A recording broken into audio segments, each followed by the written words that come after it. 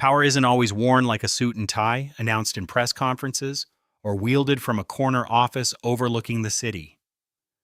Sometimes true power is quiet, nurtured in a community garden, held in the calloused, gentle hands of an elderly woman. What happens when that quiet strength is mocked by the very people sworn to protect it? Two police officers thought they were just having a laugh at the expense of a frail, elderly black woman after a minor fender bender. They saw her as invisible, a nobody.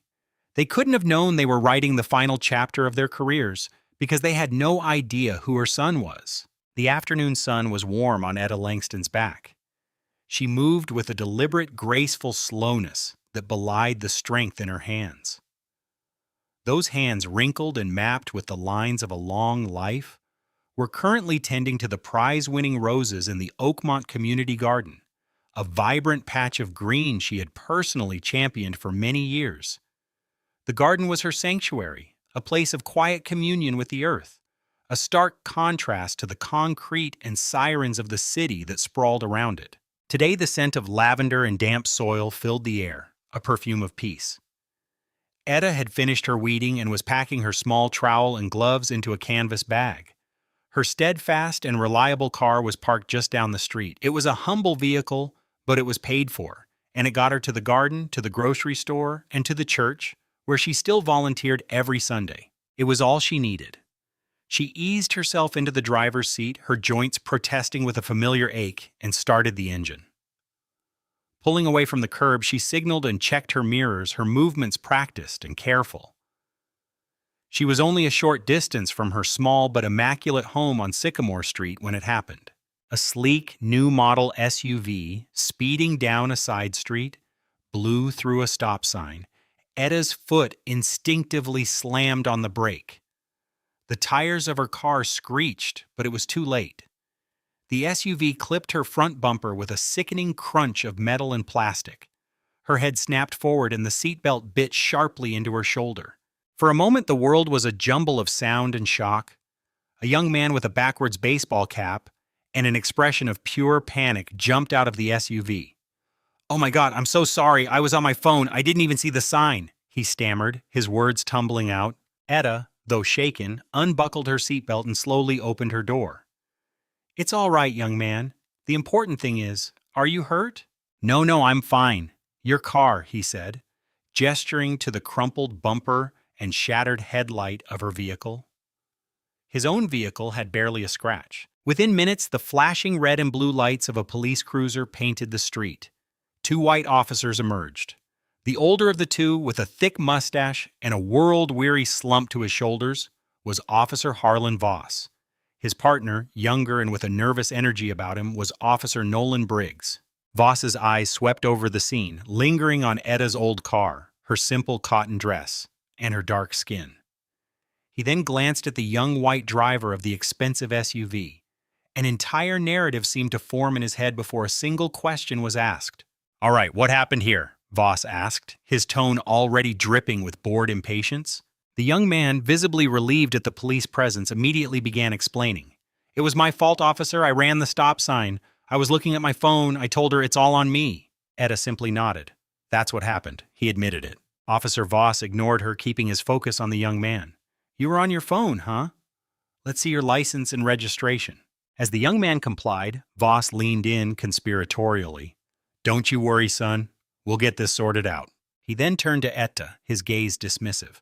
"Ma'am, I need your license and registration." Etta retrieved them from her glove compartment and handed them over. Voss took them, his fingers brushing against hers with a hint of disdain. He glanced at the address. Sycamore Street, figures. He and Briggs walked back to their cruiser. Through the open window, Etta could hear snippets of their conversation. Briggs's voice was low, but Voss's was a confident, condescending murmur. She saw him gesture toward her, then toward the young man, and then he let out a short, barking laugh. When they returned, Voss's whole demeanor had changed. He handed the young man his documents back. "Okay, we've got your statement." He then turned to Etta, a smirk playing on his lips. "Ma'am, according to my assessment of the scene, it looks like you pulled out in front of him. Failure to yield." Etta's mouth fell open. "What? But he ran the stop sign. He told you he ran the stop sign." The young driver looked utterly bewildered. Wait, what? I just said it was my fault. Voss held up a hand, silencing him. Son, you were shaken up. It's common for people to misremember things in the heat of the moment. The damage to her vehicle is on the front corner, consistent with her pulling into your path of travel. But there's a stop sign right there, Etta protested, her voice trembling with indignation. He went right through it. Officer Voss let out another chuckle, this time louder, crueler. Officer Briggs shifted on his feet, looking uncomfortable but saying nothing. A stop sign, Voss said, as if the words were a foreign concept. He looked at Etta, his eyes filled with a patronizing amusement. Listen, Grandma, why don't you let us handle this? We know what we're doing. He began writing in his notepad. I'm going to have to issue you a citation. Tears of frustration and humiliation welled in Etta's eyes. It wasn't about the ticket or the car. It was the laughter. It was the casual, brutal dismissal of her word, of her very presence. She felt herself shrink under their gaze, reduced from a person to a stereotype, a problem to be managed. This is not right, she whispered, her voice barely audible. Voss tore the ticket from his pad and held it out to her. Life's not always fair, he said with a wink. Now you have a good day. He and Briggs sauntered back to their car, their laughter echoing in the quiet street long after their cruiser had turned the corner, leaving Etta Langston standing alone beside her broken car, the flimsy paper of the citation trembling in her hand.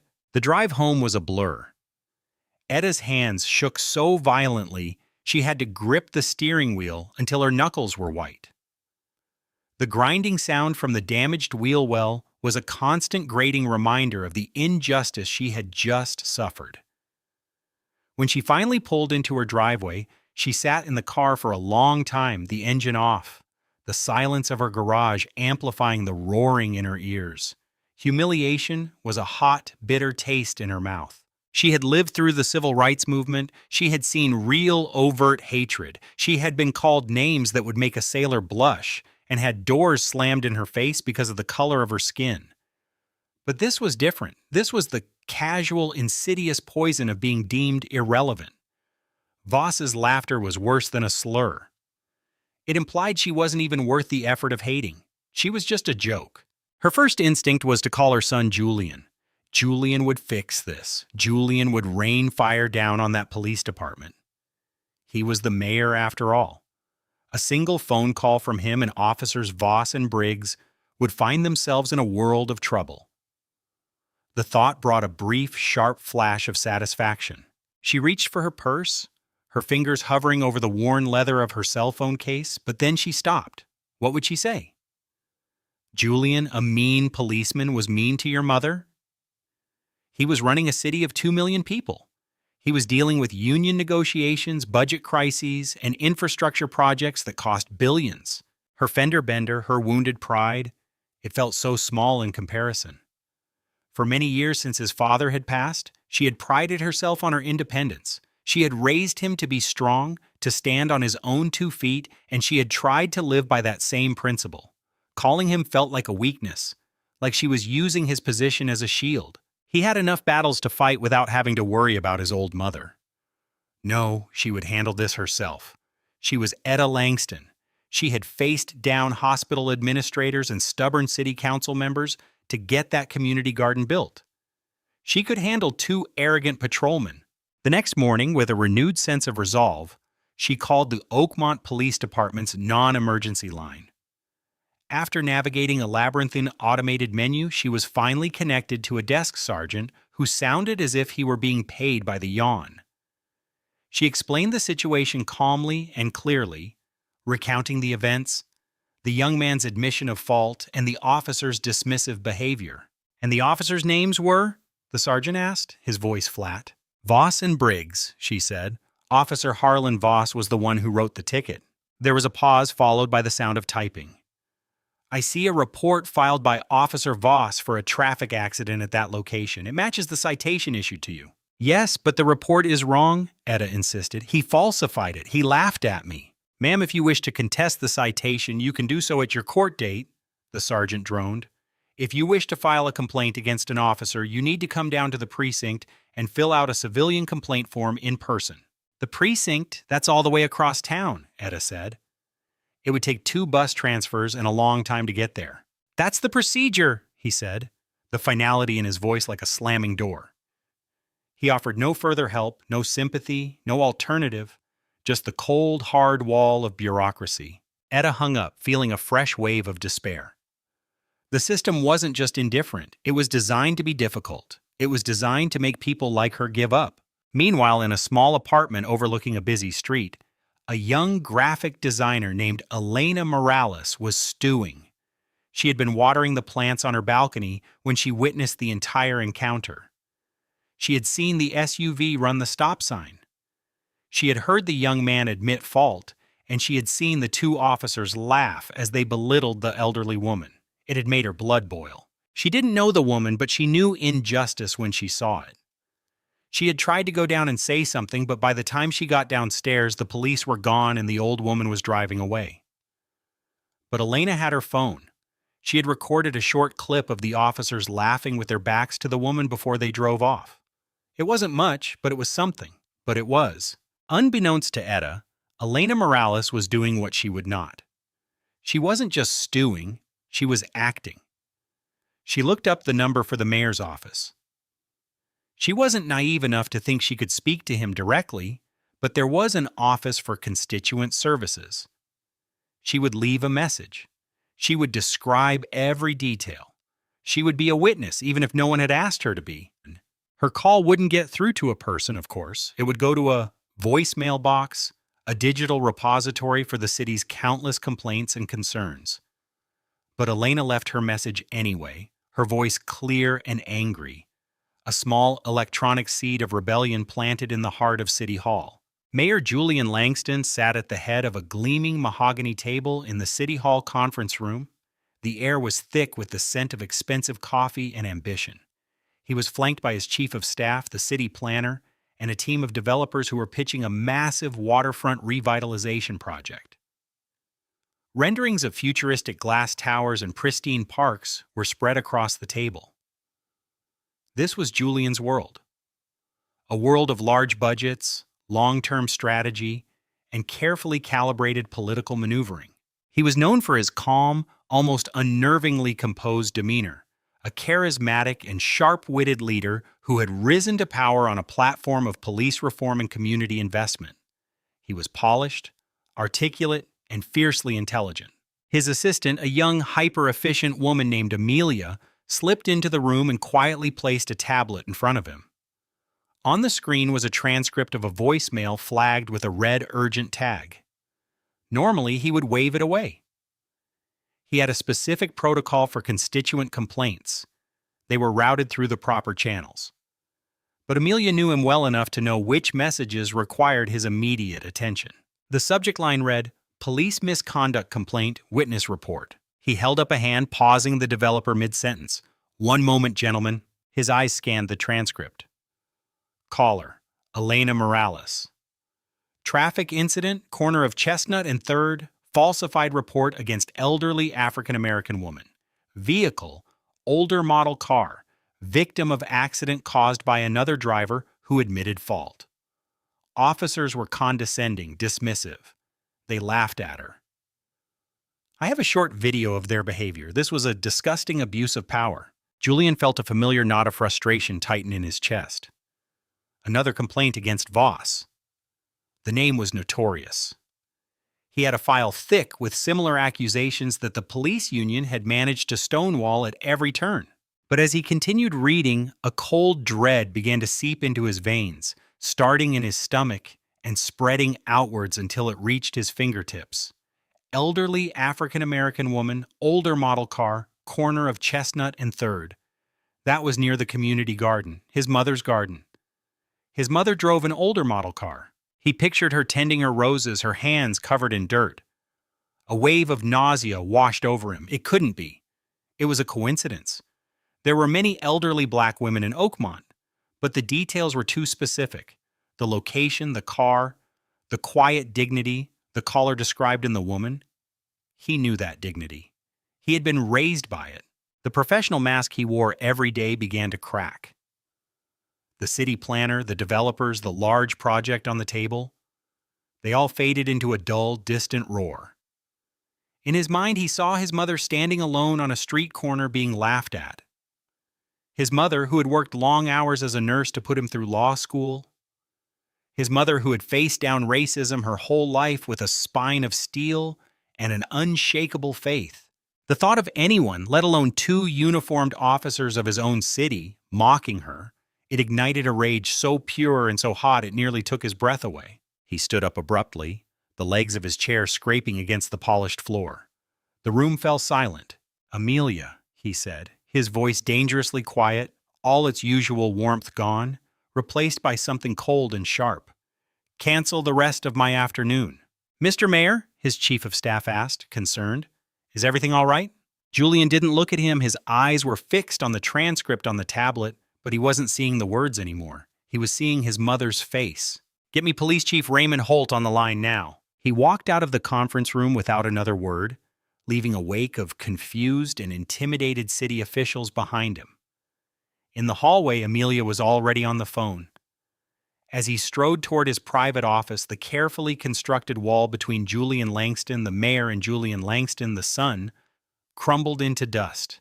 And what was left was a man consumed by a singular ice-cold purpose. Someone had hurt his mother, and he was about to make them pay. Police Chief Raymond Holt was a man who understood the delicate dance of politics. A veteran of the force, he had seen mayors come and go. He had learned to navigate their pet projects and their public outrage with a placid, non-committal competence. When his private line buzzed and his secretary announced it was Mayor Langston, he leaned back in his leather chair, expecting a call about the upcoming union negotiations. "Frank," the mayor's voice came through the speaker, devoid of any preamble or pleasantry. "An incident occurred yesterday afternoon, corner of Chestnut and 3rd. A traffic accident involving two patrolmen from the precinct, Officers Harlan Voss and Nolan Briggs." Holt's eyes narrowed slightly. "Voss?" Of course it was Voss. The man was a lawsuit waiting to happen. "I can look into it, Mr. Mayor. Do you have a complaint number?" "Forget the complaint number," Julian snapped, his voice like the crack of a whip. "I have a witness report stating your officers fabricated an accident report, issued a wrongful citation to an elderly woman, and behaved in a manner I can only describe as unprofessional and contemptible. I want the incident report, the citation copy, and the body cam footage from both officers on my desk within the hour. I also want their complete personnel files, including every single complaint, substantiated or not, ever filed against them." The sheer force and specificity of the demand caught Holt off guard. This was not the usual political grandstanding. This was personal. "Julian, I can get you the report, but the body cam footage and personnel files, there are protocols," Holt began, falling back on procedure. "Union rules." "Frank," Julian interrupted, his voice dropping to a low, menacing growl, "this is not a request. I am the mayor of this city, and this is an official inquiry into a potential gross miscarriage of justice by members of the OPD. If those files and that footage are not on my secure server in the next hour, our next conversation will be with the city attorney and the press present. Do you understand me?" Holt sat bolt upright. The message was clear. The political dance was over. "Understood, Mr. Mayor. I'll have it sent over immediately." He hung up the phone, a knot of unease twisting in his gut. He yelled for his aide. "Get me everything we have on a traffic incident yesterday at Chestnut and 3rd. Voss and Briggs. And I mean everything. Body cam, prior complaints, the works. The mayor's office wants it now." Down at the precinct, Officers Harlan Voss and Nolan Briggs were finishing up their shift. Trading jokes by the coffee machine, their sergeant approached them, a grim look on his face.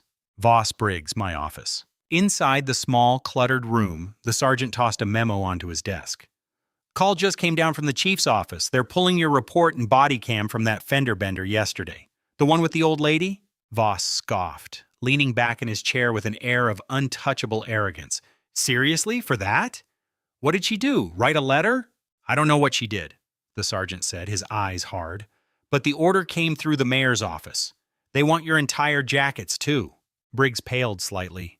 "The mayor's office over a traffic ticket? Why would the mayor care about a routine traffic stop?" "I'm sure it's nothing," Voss said, waving a dismissive hand, though a flicker of annoyance crossed his face. He hated paperwork and he hated inquiries. They were a waste of his time. Some bleeding heart constituent probably called in. The mayor has to look like he's doing something. It'll blow over in a day. You better hope it does, the sergeant warned, because I've seen nothing turn into a full-blown internal affairs investigation before. Just make sure your story is straight. Our story is straight, Voss said, his voice full of bravado. She pulled out, end of story. The report reflects that. As they walked out of the sergeant's office, Briggs couldn't shake a feeling of dread. He remembered the old woman's eyes, the quiet way she'd stood there absorbing their mockery. He remembered Voss's easy, cruel laughter. At the time, he'd been swept up in his partner's bravado, the toxic camaraderie of the patrol car. Now in the harsh fluorescent light of the precinct, it felt different. It felt cheap and wrong. You don't think this could be a problem, do you, Harlan? Briggs asked, his voice low. Voss clapped him hard on the shoulder. Relax, kid. Who are they going to believe? Us? 2 decorated police officers or some old woman from the sticks who can't even drive her junk heap straight? Trust me, he said with a grin. We're untouchable. But as the digital files were being uploaded from the precinct server to the chief's office and from there to the encrypted network of the mayor, the cogs of a machine far larger and more powerful than Officer Voss could comprehend were beginning to turn, and they were turning against him. Julian Langston didn't go home. He went to the one place in the city that had always been his anchor, the small, tidy house on Sycamore Street. He found his mother in the backyard, sitting in her favorite wicker chair, a cup of chamomile tea steaming on the small table beside her. She was staring at her prize-winning roses, but her eyes weren't really seeing them. There were new, tired lines etched around her mouth that hadn't been there recently. Mama? He said softly. Etta started, turning to him with a weary smile that didn't quite reach her eyes. Julian, what a surprise. I didn't expect you. He sat down in the chair opposite her. He didn't ask about her day. He didn't talk about his. He simply reached out and took her hand. Tell me what happened, Mama. Her smile faltered. For a moment she looked like she might deny it, might brush it off as nothing. But something in her son's gaze, a deep knowing sadness, made the pretense crumble. The dam of her composure broke and the story spilled out. Not just the facts of the accident, but the feeling of it all. The condescension in Officer Voss's voice, the way he'd called her grandma, the sting of their laughter. It wasn't the ticket, Julian, she said, her voice thick with unshed tears. It was the way they looked at me like I was nothing, a piece of dust to be brushed aside. I felt so foolish. Julian squeezed her hand, his own heart aching with a mixture of sorrow and a white-hot protective rage. You are not foolish. You are the strongest person I know. They are the fools. He stayed with her for another hour, just talking, letting her voice all the hurt and frustration she had tried to suppress. When he finally left, the sun was setting, casting long shadows across the lawn. The cold resolve he'd felt in his office had now been forged into something harder, something unbreakable. Back at City Hall in the solitude of his office, he opened the secure files sent by Chief Holt. First, he read the incident report. It was a masterpiece of subtle fabrication. Voss had written it to sound perfectly plausible, describing Etta's car emerging from the curb without yielding and the other driver taking evasive action. The young man's on-scene confession was completely omitted. Then Julian opened the body cam files. The first video was from Officer Briggs's camera. The angle was slightly off, mostly showing Voss's back, but the audio was crystal clear. He heard the young driver's panicked admission of guilt. He heard his mother's calm, rational explanation. Then he heard Voss's condescending tone, the dismissal of the evidence right in front of him. He clicked open Voss's file.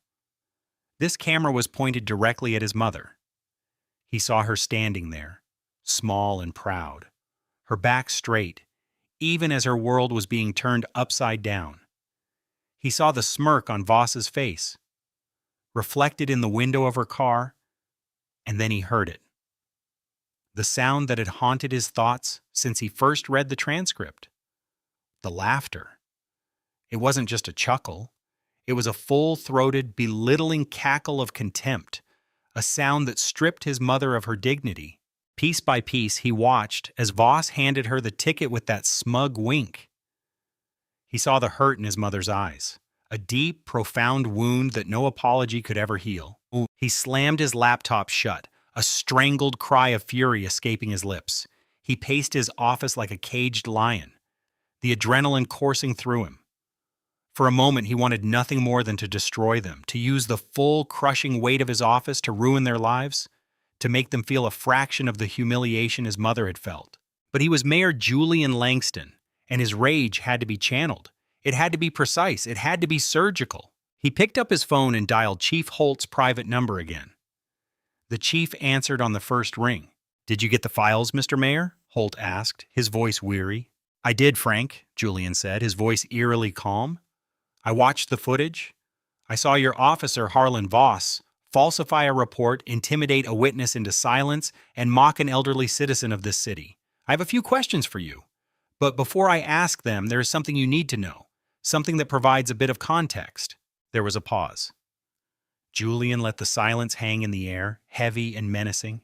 "The elderly woman in that video," he said, his voice dropping to a near whisper, each word sharpened to a razor's edge.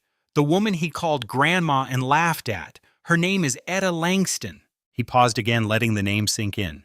"She's my mother." The silence on the other end of the line was absolute. Julian could picture Chief Holt in his office, his face ashen. The political calculations in his head were spinning into a frantic, chaotic blur. He had not just allowed his officers to harass a citizen, he had allowed them to harass the mother of the most powerful man in the city. The game had just changed, and Holt knew with a certainty that chilled him to the bone that he was already on the losing side. For a full moment, the only sound on the phone line was the faint hum of an electrical connection. Chief Holt finally found his voice, but it was strained, a pale imitation of his usual gruff confidence. "Mr. Mayor Julian, I had no idea." "Why would you, Frank?" Julian replied, his voice still dangerously level. "She was just another anonymous black woman in an old car. Not worth a second thought, right? That's the core of the problem, isn't it?" "I'll open an internal affairs investigation immediately," Holt stammered, scrambling for purchase. "I'll assign my best people. They'll be thorough, I promise you." "Your best people won't be good enough," Julian said coldly. "This isn't going to be a standard review that gets buried. This is going to be a full-spectrum, top-down investigation, and it starts now. I want Voss and Briggs on administrative leave. Effective immediately, not desk duty. Leave. They are not to set foot in a city building or vehicle. Is that understood?" "Yes, Mr. Mayor, of course." "And Frank," Julian added, his voice a sliver of ice, "don't call me Julian. From now on, you'll address me as Mayor Langston. I suspect we'll be having many more professional conversations in the coming days." He ended the call without waiting for a reply. The shockwave from that phone call hit the precinct like a thunderclap. Within the hour, the precinct captain, his face a mask of grim fury, called Voss and Briggs into his office. "I just got a call from the chief himself," the captain barked, not even telling them to sit. "You two are on administrative leave, effective immediately. Hand over your badges and your service weapons." Voss's jaw dropped. The smug confidence he'd worn like a second skin evaporated, replaced by a stunned disbelief. "What, on leave for what, that traffic stop?" "I wasn't given details," the captain lied, trying to contain the situation. "All I know is the order came from the very top, so hand them over now." Briggs, shaking, unclipped his badge and placed it on the desk. He then unholstered his weapon with trembling hands. He felt sick to his stomach. This was not blowing over. Voss, however, was defiant. "This is bull. It's because of that old woman, isn't it? She knows somebody, is that it? The union will hear about this." "You can call your union rep from home," the captain said, his patience gone. "Now get out of my precinct." Stripped of their authority, Voss and Briggs walked out of the station in a daze. The other officers watched them go, some with curiosity, others with a palpable sense of schadenfreude. Voss's reputation as a bully had won him few friends. The next morning, 2 detectives from the Internal Affairs Division arrived at the precinct. They weren't just any investigators. They were Detective Harding, a stoic, meticulous veteran with a reputation for being unshakable, and Detective Chen, a younger, tech-savvy investigator known for her ability to find digital breadcrumbs nobody else could. They were the team Holt sent in when he was truly terrified. They sealed off Voss and Briggs's lockers and impounded the computer in their patrol car.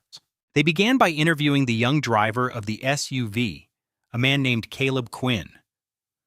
Away from Voss's intimidating presence, Quinn was eager to set the record straight. "I told him it was my fault," Quinn said, his voice earnest. "I must have said it 3 or 4 times. I was on my phone, I blew the stop sign, I hit her." But the older cop, Voss, he just ignored me. He basically told me to shut up and that he'd handle it. He made it seem like he was doing me a favor. It felt really weird, really wrong. Next, Harding and Chen interviewed Voss and Briggs separately in sterile, windowless interrogation rooms. Briggs crumbled almost immediately. Faced with 2 stone-faced detectives and the threat of losing his job and pension, his loyalty to Voss disintegrated. He recounted the events, admitting they had ignored Quinn's confession and that Voss had decided to ticket Etta Langston based on what Briggs called a gut feeling. "Did you laugh at Mrs. Langston?" Detective Chen asked, her gaze unwavering. Briggs flushed with shame.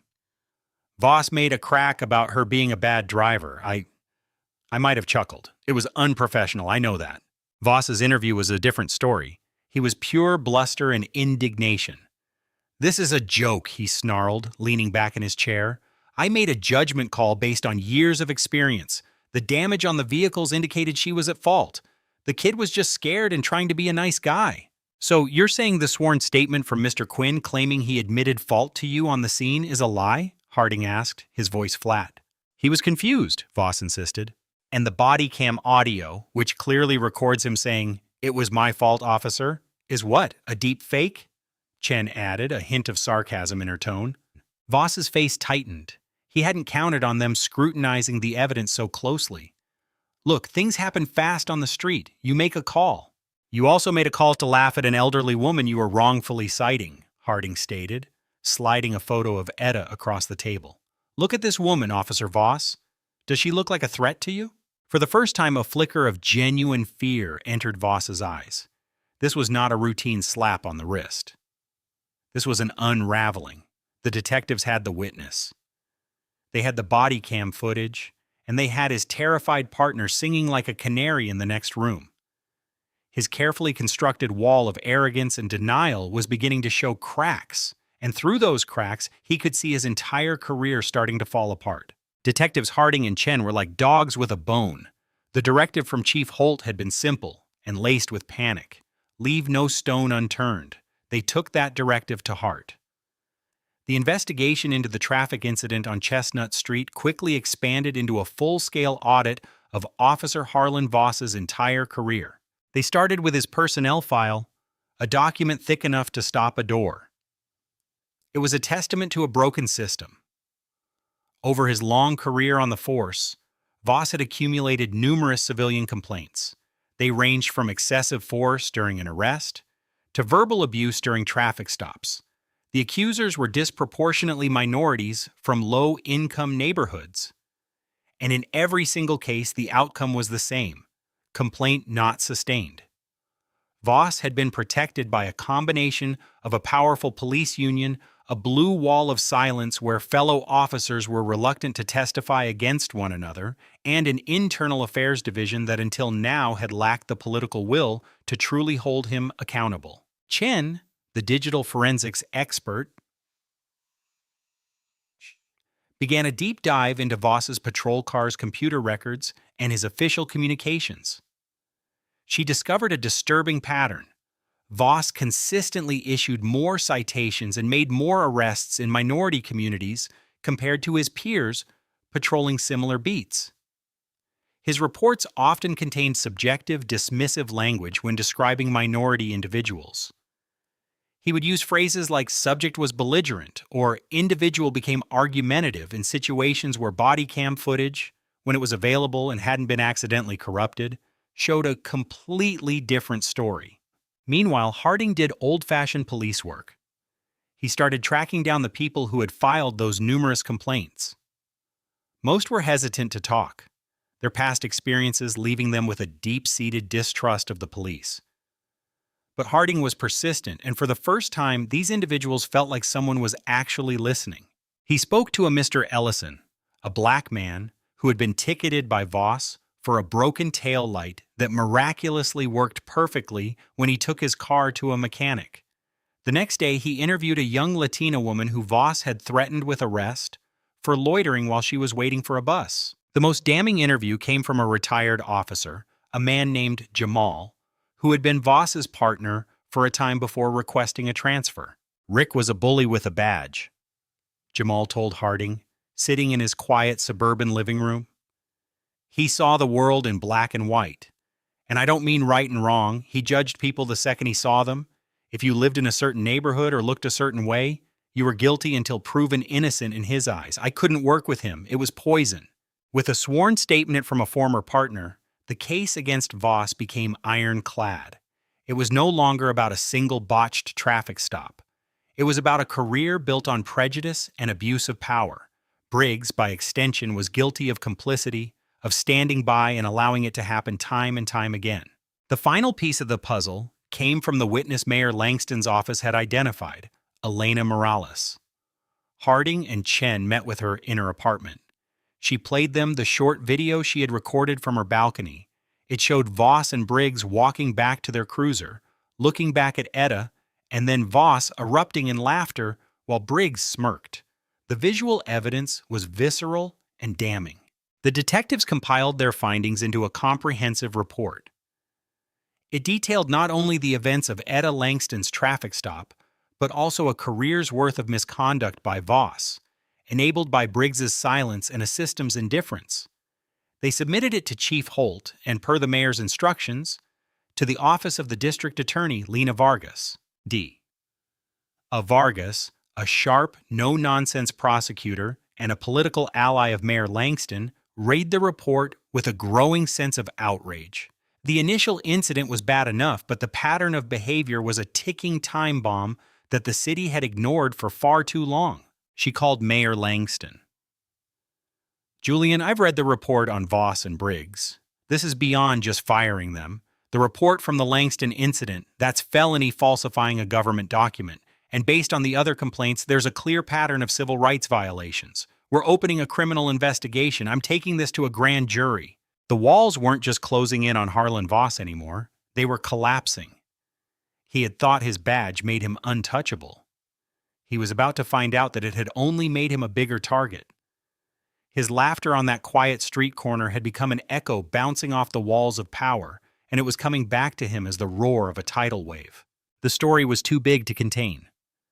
Soon after the investigation began, a source inside the police department leaked the basic details to a reporter at the Oakmont Chronicle. 2 officers suspended pending an investigation initiated by the mayor's office over their treatment of an elderly woman.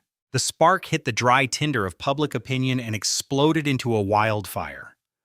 The media descended. Who was this woman? Why was the mayor so personally invested?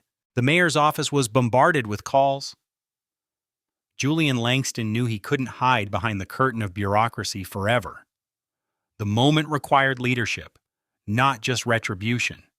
It was time to control the narrative, to use this ugly incident as a catalyst for the very reforms he had promised to champion.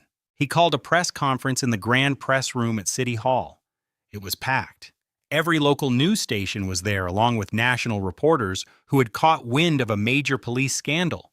The room was buzzing with anticipation. Chief Holt and District Attorney Lena Vargas stood behind him, their expressions grim and resolute. Julian stepped up to the podium, the flashing of cameras reflecting in his glasses. He looked out at the sea of faces, took a deep breath, and began to speak. Good morning. I've called you here today to address the ongoing investigation into the conduct of 2 officers of the Oakmont Police Department, Officer Harlan Voss and Officer Nolan Briggs. He laid out the facts of the case, his voice steady and measured. He described a traffic incident where the evidence was ignored, a report was falsified, and a citizen was treated with a complete and utter lack of dignity and respect. This investigation, he continued, his voice hardening, has unearthed a deeply disturbing pattern of behavior that points to systemic failures within our police department, failures that have allowed prejudice and abuse of power to fester unchecked for far too long. A reporter from the front row shouted a question. Mr. Mayor, sources say you have a personal connection to this case. Can you confirm the identity of the woman who was targeted by these officers? This was the moment. Julian paused, his eyes sweeping across the room. The camera zoomed in, waiting. The victim in this incident is an elderly woman, he said, his voice dropping slightly, becoming more personal. She is a retired nurse who served this city for many years. She is a community leader who fought to build a garden out of a derelict lot. She is a grandmother, a church volunteer, and a taxpayer. He leaned into the microphone, his gaze intense. And yes, I do have a personal connection to her. The woman who Officer Voss and Officer Briggs laughed at and humiliated is my mother, Etta Langston. A collective gasp went through the room. A frantic flurry of typing and whispered exchanges erupted. The story had just gone from a local police scandal to a national headline. Julian held up a hand for silence. But let me be clear. This is not about my mother. My mother is a strong, proud woman who has endured far worse in her life than the petty cruelty of two bitter men. She will be fine. This is about every citizen in Oakmont who has ever been dismissed, disrespected, or abused by those in power. This is about every person whose complaint was never sustained. This is about a culture that we must change. He then laid out his plan. He announced the immediate formation of a new civilian oversight board with full subpoena power to investigate police misconduct. He declared a zero-tolerance policy for falsifying reports, making it an automatic firing offense. He announced a partnership with the DA's office to audit past cases handled by officers with a history of sustained complaints. The actions of these two officers were not just an insult to my mother, he concluded, his voice ringing with conviction. They were an insult to the badge. They were an insult to every good and decent officer who serves this city with honor, and they were an insult to the people of Oakmont. Today, that insult is answered. We will do better. We will be better. The era of impunity is over. He stepped back from the podium, his face a mask of determination. He had taken his personal pain and rage and transformed it into a political weapon aimed at the heart of the system that had caused it. It was no longer just karma for two rogue cops. It was a reckoning for the entire city. The aftermath was swift and decisive. The grand jury, presented with the mountain of evidence from internal affairs and the DA's office, handed down indictments. Officer Harlan Voss was fired from the Oakmont Police Department and faced criminal charges for falsifying a government document, perjury, and multiple civil rights violations. His long career ended not with a pension, but with a mugshot and a court date. Officer Nolan Briggs, facing similar charges, accepted a plea deal. In exchange for his testimony against Voss, the criminal charges were reduced. He was also fired. His career in law enforcement was over forever. He left the city in disgrace, a young man whose moral cowardice had cost him everything. In the weeks that followed, on a cool afternoon, a car pulled up outside Etta Langston's house. It was Nolan Briggs. He approached her as she was watering her front porch petunias, his head bowed, his face pale and drawn. "Mrs. Langston," he began, his voice barely a whisper, I just wanted to apologize. What we did was wrong.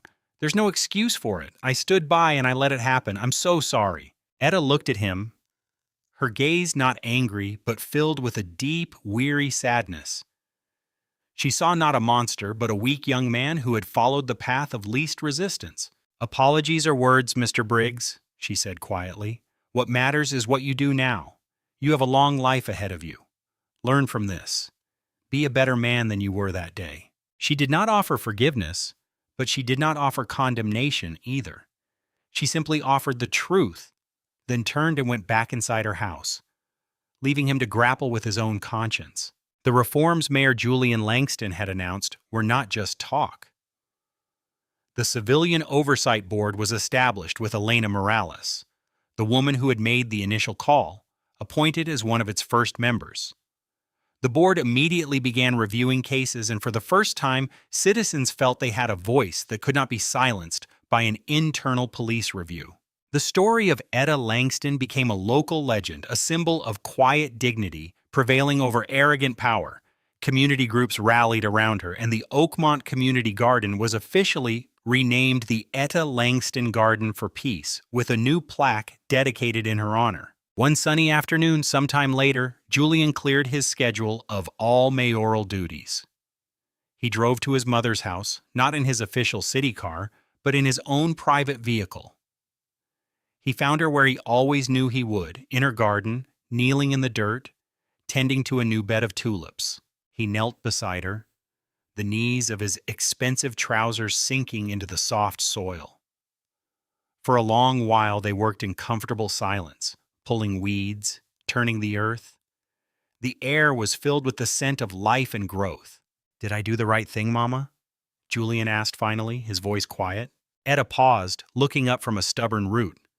She looked at her son, not the mayor, but the boy she had raised. She saw the weight he carried on his shoulders. "You used your power for good, Julian," she said, her voice firm. "You didn't do it for me. You did it for the Mr. Ellisons and all the others who didn't have a son in the mayor's office. You turned something ugly into something that will help people for years to come. That's more than just the right thing.